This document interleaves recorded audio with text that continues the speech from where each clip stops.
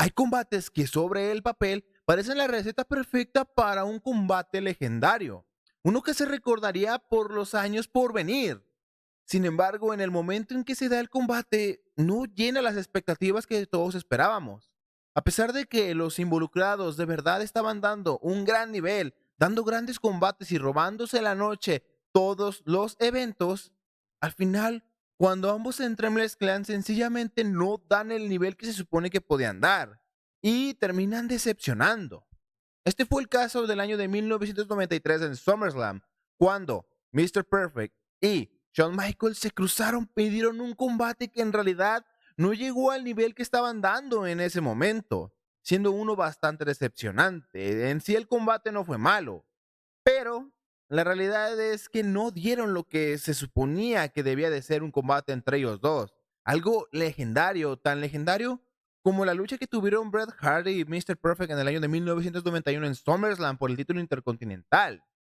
Y esto es algo muy curioso, porque podríamos esperar que debido a la mezcla de estos nombres que en realidad se han ganado un estatus legendario por su performance en el ring, cuando los juntas deberían de dar un gran combate, o sea, no debe de haber pierde, sobre todo porque en realidad Shawn Michaels estaba en su mejor momento en el año de 1992, en el 93. Y Mr. Perfect, la verdad es que siempre había sido un luchador muy legendario, no por nada el cabrón logró ser campeón de la AWA, porque créanme, ese título solo lo podían ganar los que eran considerados los mejores luchadores de Estados Unidos, porque ese era el chiste de la AWA, que el mejor luchador del mundo fuera su campeón y debías de tener un nivel que de verdad lo demostrara. Por lo cual es extraño y siempre ha sido como una pregunta que nos hemos hecho muchos de los fanáticos de por qué ese combate no fue lo que se supone que debió de ser. Porque, miren, la verdad es que todo era perfecto, ¿saben? En cierto modo, todo se estaba construyendo bastante bien para que este combate fuera legendario, ya que la enemistad entre Mr. Perfect y Shawn Michaels era una que era muy interesante, sobre todo para ese momento en la WWF. Ya que miren, en ese momento, más o menos en la primera mitad de los años 90, la realidad es que las storylines o las historias en la WWF eran muy, muy estúpidas.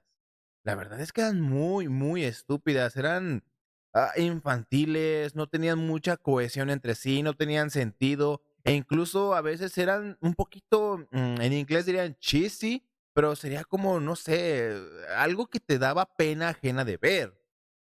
Pero la de Shawn Michaels y Mr. Perfect estaba siendo una realmente interesante, sobre todo porque no lo estaban tratándolos como los personajes de caricatura que a veces los trataban a los luchadores, sino que era una rivalidad muy personal, ya que incluso tuvieron una pelea antes de iniciar Raw en el Manhattan Center, tuvieron una pelea en la cual incluso la policía desde de... Ay, una mosca. Eso lo voy a dejar. Incluso tuvieron una pelea que incluso la policía de Nueva York fue a intervenir debido a que tuvieron esa pelea, ese brawl en la calle. Entonces llamaba muchísimo la atención cómo estaban llevando la storyline. Incluso la storyline se cruzó con la historia de Marty Jannetty queriendo cobrar venganza de Shawn Michaels. O sea, de verdad estaba siendo algo muy épico, ya que incluso Mr. Perfect provocó que Shawn Michaels perdiera su título intercontinental ante Giannetti. Entonces, es como muy, o sea, realmente había un odio muy latente, había una intensidad muy bien establecida, por lo que a la hora del match realmente no se sintió esa intensidad. Y a veces uno se podría preguntar de el por qué. ¿Por qué carajos no se dio el combate legendario? Y muchos hablan sobre politiquería, que Shawn Michaels ya ven que tenía la fama en ese momento de que él no hacía works y que nunca iba a perder contra nadie y que siempre se negaba a hacer quedar bien a los demás. O sea, más bien, no como tal no hacerlos quedar bien porque él siempre sacaba lo mejor de los wrestlers, pero me refiero a que él nunca iba a dejar que nadie lo venciera en cierto modo, ¿me entienden? Y pues podría decirse que para ese momento ya era un protegido de Vince McMahon. Entonces le dio el poder de que no tuviera que perder contra Mr. Perfect en ese momento. Se habla mucho de eso, se habla mucho de politicaría en backstage y que por eso Mr. Perfect hizo un sandbag. No sé si saben lo que es un sandbag y si no lo saben, yo se los explico. Un sandbag en el wrestling significa que cuando tu compañero y tú están luchando, uno de los dos wrestlers decide que no va a cooperar, ya que ustedes lo saben, yo lo sé, para aplicar los movimientos del wrestling, muchos de ellos necesitan de una cohesión muy buena entre ambos competidores. Para un suplex, si no tienes la fuerza suficiente, pues más o menos tu compañero te ayuda con un pequeño brinquito a la hora de aplicarlo. Incluso en un DDT debe de haber mucha cohesión para que el luchador se pueda proteger con las manos. También incluso en un pile driver tienes que darle tiempo a tu oponente de que ponga el cuello o la cabeza en una posición buena. Entonces, cuando alguien sandbaguea, lo que hace es que pone su cuerpo tan tenso, tan duro, que es imposible aplicarle algún movimiento. Entonces, les digo, se habla mucho de eso, se dicen muchas idas y venidas de que Mr. Perfect terminó haciendo un sandbag porque Shawn Michaels estaba jugando políticas en ese momento y que no iba a perder contra él y no quería perder su título intercontinental. Pero no es el caso.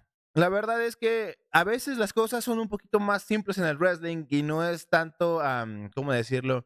No es tan conspiranoica la cosa, ¿saben? O sea, muchas veces sí, en sí, creo que la gran mayoría de las veces cuando hablamos de conspiraciones en el wrestling, casi todas terminan siendo ciertas o una gran mayoría, pero en este caso la verdad es que no. La verdad es que fue algo que a todos nos va a sorprender, y sobre todo a los que no están tan metidos en este mundo del wrestling como tal. Porque miren, en el wrestling usualmente se habla mucho de los estilos de cómo luchar.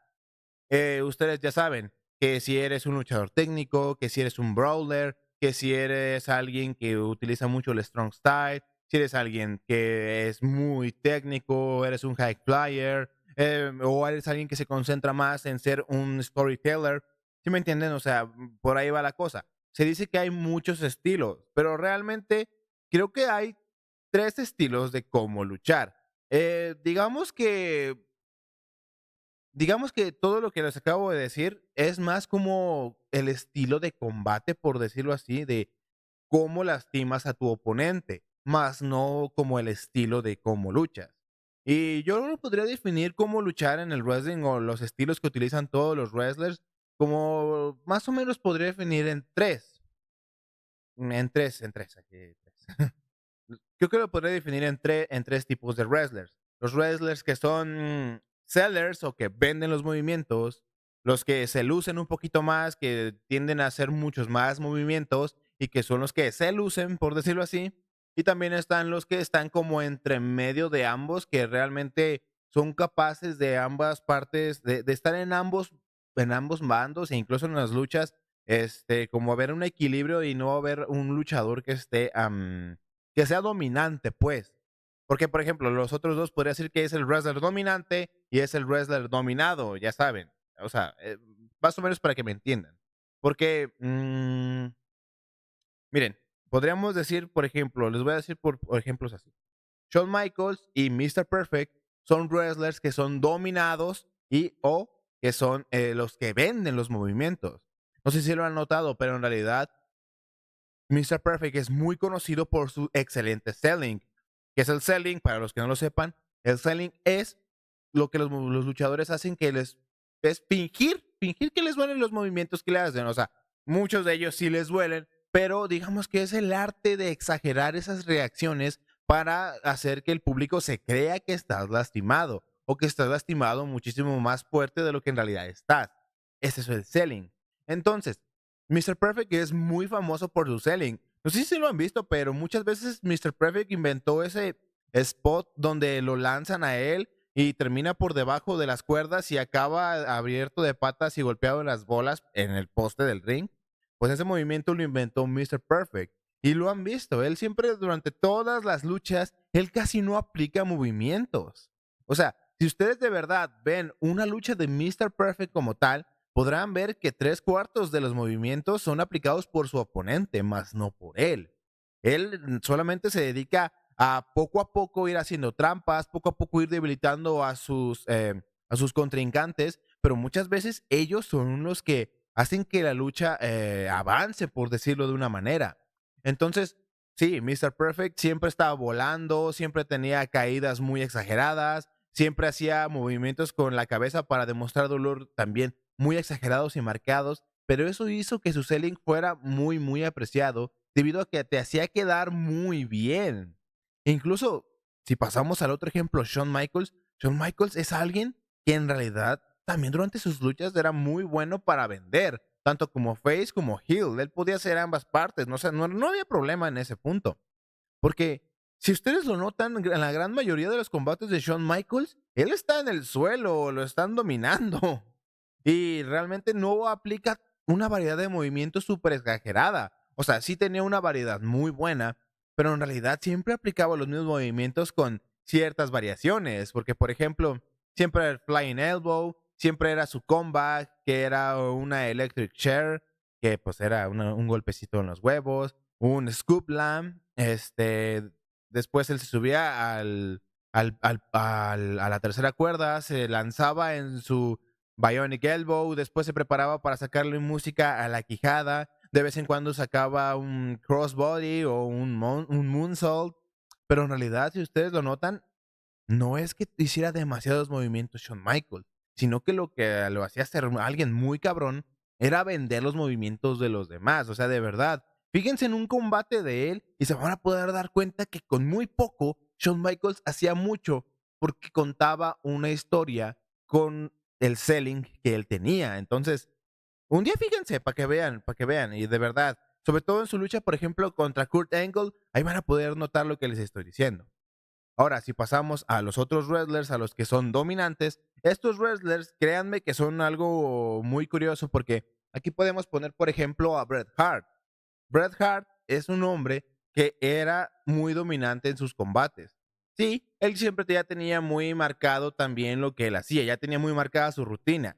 Y todos hemos visto los combates de Bret Hart, todos sabemos cuáles son sus movimientos que siempre aplicaba, pero los aplicaba de cierto modo que contaba una historia. Y usualmente cuando él era face, era muy dominante en sus combates también. Sobre todo cuando era campeón intercontinental, sus luchas él era muy, muy dominante. Casi nunca daba cuartel a sus oponentes y siempre estaba trabajando la pierna o siempre estaba trabajando una parte del cuerpo para debilitarlo. Y la neta es que Bret Hart lo hacía muy bien. Por algo sus luchas son de esas luchas que realmente envejecen con el tiempo bastante bien.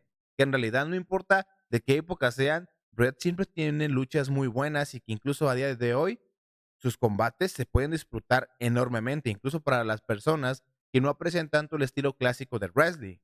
Entonces, si ven, entonces ahí les voy dando ejemplos. Incluso los luchadores powerhouse son muy buenos en esto de ser los wrestlers dominantes o los que se van luciendo.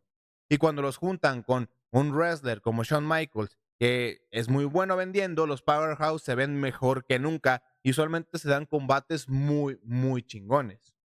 Incluso había otros que, por ejemplo, el tercer tipo que les digo es, no sé, podríamos hablar de The Undertaker, por ejemplo, que muchas veces no era ni dominante ni dominado, más bien como que se iba adaptando a las circunstancias y él se lucía junto con sus oponentes. Un ejemplo de esto es como Batista, ambos estaban al mismo nivel y realmente no eran ni uno más dominante que el otro. Entonces, sí, si ustedes ven incluso los combates de The Undertaker, él no suele ser tan dominante como uno podría pensar. O sea, no es como que siempre tengan el suelo a sus oponentes o que sean luchas muy lentas porque realmente no deja aplicar nada a sus oponentes. No, en realidad, The Undertaker recibe mucho daño en los combates, recibe mucho daño, recibe muchas burlas. O sea, realmente The Undertaker es de estos wrestlers que están como en medio, que tanto como él se lucen, como también las otras personas se lucen. Entonces, como que es muy complejo, no es tan complejo, más bien, es un poco extraño comprender esos tres tipos de lucha, porque ustedes dirán, bueno, en estos tres tipos, de todas maneras tienes que adaptarte. Muchas veces tú tienes que ser la persona que, aunque tú seas muy bueno vendiendo, llega el momento en que también tienes que ser bueno para dominar en los combates, ¿verdad? Y ese fue el mayor problema en este combate entre Shawn Michaels y Mr. Perfect, que ninguno de los dos realmente quería dominar al otro. ¿A qué me refiero con esto? Miren, Shawn Michaels en su autobiografía en Heartbreak and Triumph, él reveló que realmente la rivalidad con Mr. Perfect le había encantado, y ya se los dije, más o menos.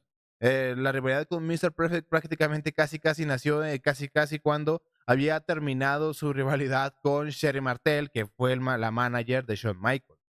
Y Mr. Perfect, pues ahí empezó a tener disputas y les pasan muchas cosas.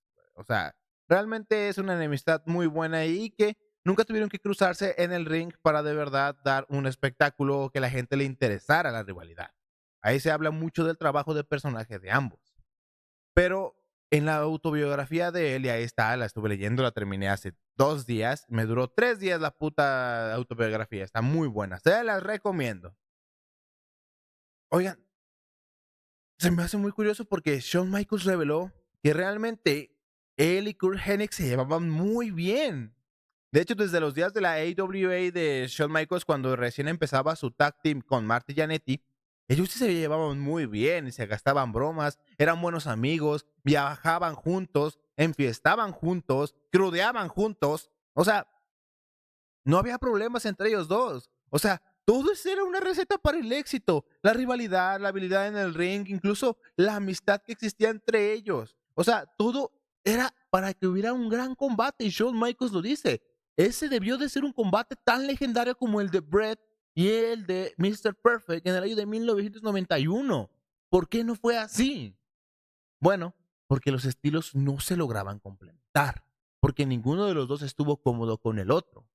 ¿A qué te refieres? O sea, que salió algo mal en el combate o alguno de los dos, sencillamente no se sentía cómodo trabajando con el otro o qué onda, o sea, ¿qué pasó? ¿Qué pedo, güey? Saca el puto chisme ya, cabrón. Lo que pasa es que ambos son wrestlers que no son dominantes, no son dominantes, que son muy de vender, de hacer lucir. Shawn Michaels era un hombre que le gustaba hacer lucir a sus oponentes y a Mr. Perfect también. Entonces, fue lo que sucedió? Que en realidad el combate se siente raro. No se siente como un mal combate como tal. Créanme, no es un mal combate. Pero se siente raro. Cuando lo estás viendo, sientes que ambos wrestlers están incómodos porque no saben qué hacer, no saben cómo compenetrar pues su manera de ser vendedores o ser dominados y llega el punto en el cual no hay como una cohesión o no hay una historia muy bien estructurada dentro del combate porque ninguno de los dos quería dominar al otro, ninguno de los dos estaba cómodo con ese papel, porque en realidad no tenían como la variedad de movimientos o al menos la manera de aplicar sus movimientos no era de manera que pues pudieran mantener un rato bien dominado a sus oponentes. Entonces, lo que sucede es que ambos terminan siendo, ¿cómo decirlo? Terminan como dándose sus momentos de dominio durante el combate, pero sencillamente como que algo no cuaja, como que no saben hacerlo, como que se sienten un poquito perdidos porque realmente, usualmente ellos no tienen que pensar tanto respecto a qué movimientos hago o cómo le doy variedad a estar dominando, ¿no? Entonces, como que se siente muy extraño, se siente muy incómodo estar viendo el combate porque sientes que realmente no hay cohesión, o sea, la incomodidad que ellos sentían dentro del combate, tú la sientes, tú la vives junto con ellos, porque realmente los dos no saben qué hacer, no saben desarrollar un combate con alguien que tiene un estilo tan familiar, tan igual al que tiene el otro.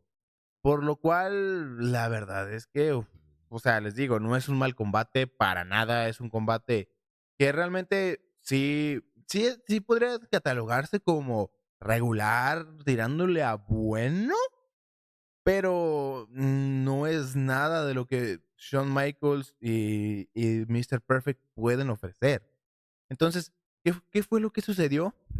Pues eso, los estilos de ambos sencillamente no hay manera de compenetrarse, no hay manera porque ninguno de los dos estuvo dispuesto a ser el dominante y realmente no pudieron llegar a ese punto medio como de, güey, yo me rifo tal porcentaje del combate, yo me rifo tal porcentaje del combate, ambos tenemos nuestros momentos y le vendemos al otro, pero no, sencillamente no. E incluso imagínense que el combate es tan decepcionante que terminó en descalificación para Mr. Perfect, porque Diesel el guardaespaldas de Shawn Michaels, lo lanzó contra el poste del ring y terminó perdiendo descalificado porque le contaron 10. Y sí, sí cuenta como descalificación, en pocas palabras, el conteo de 10. Entonces, es eso.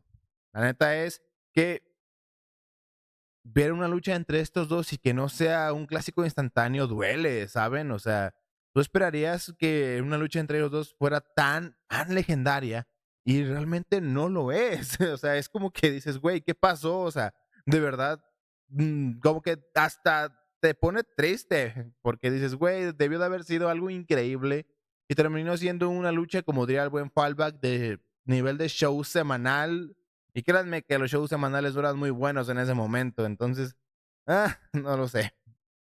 Ah, y fíjense que como que leer la autobiografía de Sean y pues como estar pensando sobre hacer este podcast, me puedo dar cuenta que en realidad a lo mejor por eso muchas luchas de ensueño en WWE no salieron tan bien, ¿saben? Porque, por ejemplo, la lucha entre AJ Styles y Edge, o sea, realmente Edge tenía muy buen nivel todavía para ese momento y aún lo tiene en realidad.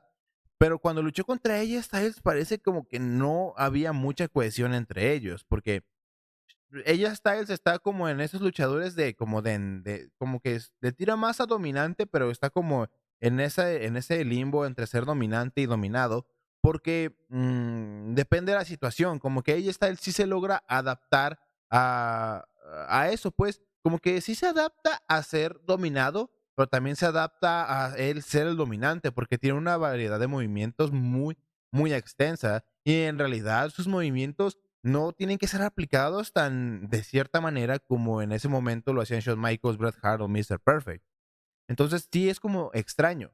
Y cuando luchó contra Edge, como que realmente Edge, al ser el villano, pues se suponía que debía de ser dominado, pero no sé, es como extraño porque al final Edge tenía mucho dominio durante los combates, pero como que él tampoco se halla porque está tan acostumbrado a ser ¿cómo decirlo?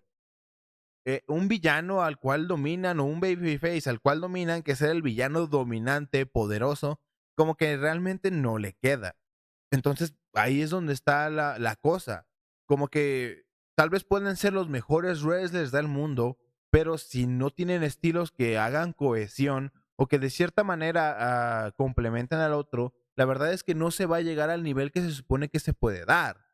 Porque yo que lo he notado mucho, por ejemplo, si ambos wrestlers llegan a ser de los que se lucen, serán luchas como las que se dan en el circuito independiente a inicios de los 2000, que muchos se quejan de que en el circuito independiente la gente no vende y que la chingada y créanme, ahorita vamos bastante bien respecto a la lucha independiente porque ya la gente empieza a vender y empieza a contar historias y se empieza a interesar más en esta parte del entretenimiento y a no concentrarse tanto en el aspecto in-ring.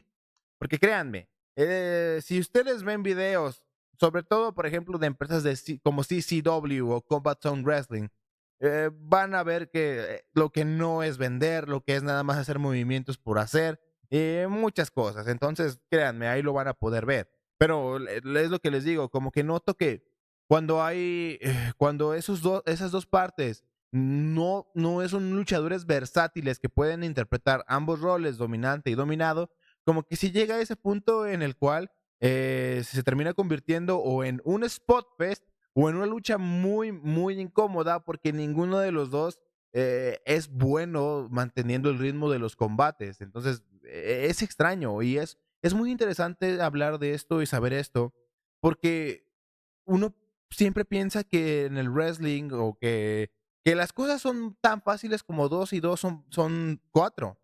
Pero creo que en el wrestling a veces 2 más 2 es igual a PES. Es igual a PES porque no hay recetas seguras, por decirlo así.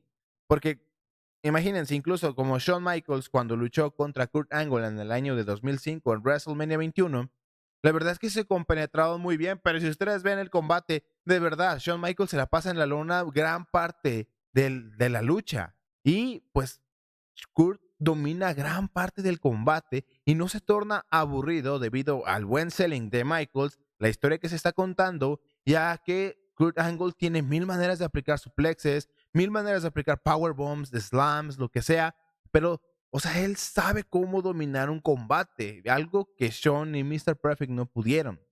Y es algo bastante irónico, porque en realidad estaba viendo luchas de Kurt Hennig o Mr. Perfect en la AWA y en realidad él sigue el mismo patrón. Es excelente vendiendo, muy bueno vendiendo los ataques de sus rivales, porque era un gran heel, pero no era tan cabrón a la hora de dominar él, o al menos no dominar tan contundentemente, sino que se aprovechaba de las pequeñas aberturas en la defensa de sus combates, de sus oponentes, y ahí es donde sacaba todo el fuá, pero no era como tal que dominara, sino que sencillamente iba debilitándolo poco a poco hasta que pudiera hacerle una cuenta de 3 y pues mandarlo a chingar a su madre. Y es muy, muy interesante porque, o sea, es muy, muy interesante porque así te vas dando cuenta y a veces hasta incluso puedes predecir cuando un combate puede ser nada más algo como de, es que sus dos estilos como que no se compenetran tan bien y, güey, a veces ni te equivocas. Entonces, créanme, es muy, muy divertido a veces tener esta experiencia de adivinar cuando dos luchadores no van a dar el combate que se espera. Cuando un Dream Match no va a ser algo que, no va a ser el combate que tú esperas, ni llegará a tus expectativas, ni va a ser tan bueno o legendario, sencillamente porque los involucrados no se pueden compenetrar. La realidad es que cuando un combate sale mejor que nunca, cuando un combate de verdad llega a ser algo memorable, es cuando combinas al wrestler dominante y al wrestler que es dominado. Porque así se pueden contar muchas buenas historias. No estoy diciendo que dos wrestlers iguales no den un buen combate. Creo que siempre es bueno ver eso. Como que siento que siempre puede haber muy buenos combates, porque de hecho, por ejemplo, los dos dominantes, dos wrestlers dominantes teniendo un combate, a veces puede ser un spot fest, pero también puede ser una lucha igualada donde no hay un claro dominante, pero también, por ejemplo, en la que ambos son dominados, que son, no son wrestlers dominantes, pues ahí sí creo que no hay manera de que salga algo bien, a menos de que uno tome la pauta y empiece a ser más dominante. Pero a veces sencillamente no sale la cosa. Entonces, sí, esa es la lucha más decepcionante de la historia de SummerSlam y creo que una de las más decepcionantes en la historia del pro wrestling en general. Porque no mames, o sea, la lucha entre Mr. Perfect y Bret Hart del año de 1991 es una exquisitez de lucha. Y pese a que su lucha en King of the Ring de 1993 es muchísimo mejor, la verdad, o sea, realmente la de SummerSlam es un increíble combate. Y es bastante triste que no pudimos ver un nivel parecido entre Shawn Michaels y Mr. Perfect. Pero ahora ya saben por qué. Por qué no se pudo dar ese gran combate de ensueño o de la manera que nosotros quisimos. Porque sencillamente sus estilos no hicieron cohesión, no hicieron clic. Y a pesar de todo, y a pesar de que todas las circunstancias, todo, tanto dentro como fuera del ring, tras bambalinas, eran las ideales, sencillamente a veces los sueños en la vida real no se cumplen. Y pues en este caso no fue una lucha de ensueño, fue una lucha de, no diría de pesadilla, porque pues no fue mala, pero sí fue una lucha en la cual es de esos sueños en los cuales simplemente te decepcionas porque sientes que te despertaste en la mejor parte. Solamente que aquí no te despertaste en la mejor parte porque nunca la hubo. Entonces, ese es el combate más decepcionante de la historia de SummerSlam, la verdad. Y pues solo me queda despedirme y nos vemos el viernes con el video de Triple H, porque como ustedes pueden ver, me estoy quedando medio jetón porque estoy grabando esto a las 3 5 de la mañana. Entonces está cabrón. Pero la verdad es que ya quería grabar. La verdad me siento muy bien de estar de vuelta. Muchachos, he estado fuera debido a que sinceramente la vida de adulto, la vida de abogado me está absorbiendo. Entonces, pues por favor, denle compartir, compartan el video, no sean cabrones, para que pueda dedicarme completamente a esto y pues ya pueda dejar la vida de abogado y que no se queden sin videos. Entonces, hagan el paro, compartan, compartan. Y pues nada, yo soy el hombre que cree que el pro wrestling es real y Ana el Prieto. Nos vemos la siguiente semana, banda. Bueno, nos vemos el viernes. El viernes con el video de Triple H. Y creo que les va a encantar. Nos vemos, banda. Y tomen agua, perros.